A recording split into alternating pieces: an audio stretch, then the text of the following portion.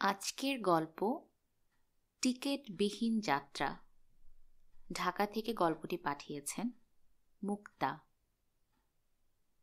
Lalmai rail স্টেশনের গা ঘেঁষে বাসন্তীপুরের ছোট্ট ঘরে আমার স্বর্গ। ঘরের সব কিছু ট্রেনের ঝিকঝিক শব্দের তালে নেচে ওঠে।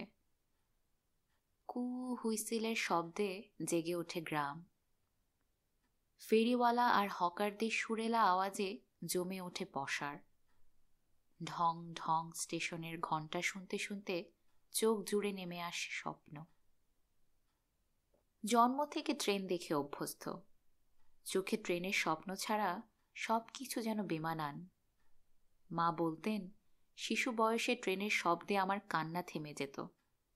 ট্রেনের সঙ্গে ছোটাছুটির প্রতিযোগিতা ছিল শৈশবের খেলা। তখন স্বপ্ন ছিল ট্রেনের চালক হব। এত বড় ট্রেনটাকে হুসহুস করে চালিয়ে চাঁদে চলে যাব। কৈশোরে ট্রেনের নানান রহস্য কল্পকাহিনী নিয়ে মেতেছিলাম। কল্পনায় দস্যু বনহুর, দুঃসাহসী বাহরাম বা মাসুদ রানা হয়ে পুরো ট্রেনের খারাপ যাত্রীদের পর্যদুস্ত করে ফেলতাম। এখন জীবন চলছে ট্রেন বিষয়ক স্বপ্ন ফেরি করে। ট্রেনের দিকে তাকিয়ে দেখি রূপসী আর অপ্সরীদের উড়ন্ত চুল। ভাবি, আহা, যদি ছুঁয়ে দিতে পারতাম।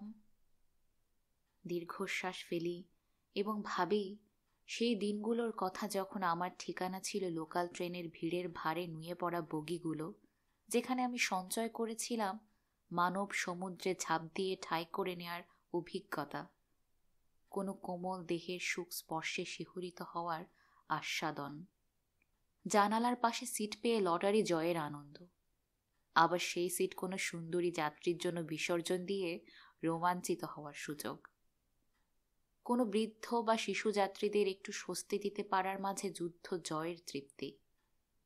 শিশুসহ মায়ের বসার সুযোগ দিয়ে পেয়েছি হাজারো সকৃতজ্ঞ চাহনি। সর্বোপরি পেয়েছিলাম ট্রেন ভ্রমণের এক অনাবিল আনন্দ। তবে এখন সবই অতীত। যে ঘটনা আমার জীবনের সব কিছুকে অতীত করে দিয়েছে, তার একটা সংক্ষিপ্ত বর্ণনা দিচ্ছি। তখন ইন্টারমিডিয়েটে ভর্তি হয়েছি। লালমাই থেকে 4 স্টেশন দূরে অবস্থান। আমরা 6 জনের একটা গ্রুপ লালঘাট স্টেশন থেকে ট্রেনে চড়তাম। আমরা ছিলাম টিকিটবিহীন মাস্তান যাত্রী। কোনো ক্লাসের বাছ বিচার ছিল না। তবে যাত্রী সেবার একটা মনোভাব সবসময় কাজ করত। টিকিট কেটে ট্রেনে চড়া ছিল ছাত্রত্বের অপমান। টিকিট চেকাররাও আমাদের ঘাটাতে সাহস করত না।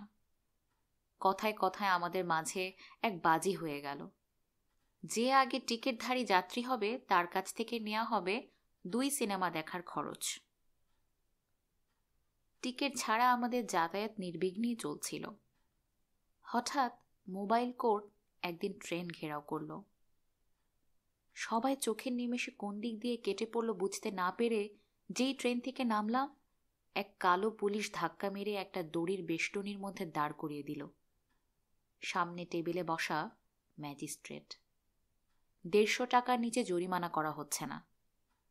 যারা টাকা দিতে পারছে না তাদেরকেই ঢোকানো হচ্ছিল মুরগির খোয়ারের মতো ছোট্ট একটা কাঠের ঘরে।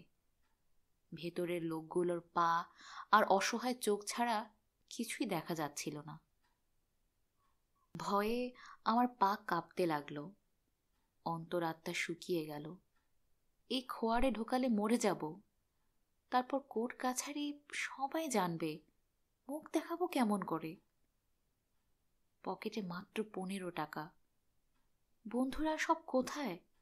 কেউ কি আমাকে বাঁচাতে পারবে? আর মাত্র 2 জন বাকি। তারপরই আমার খোয়ারে প্রবেশের পালা। চোখে অন্ধকার দেখছি, পা কাঁপছে।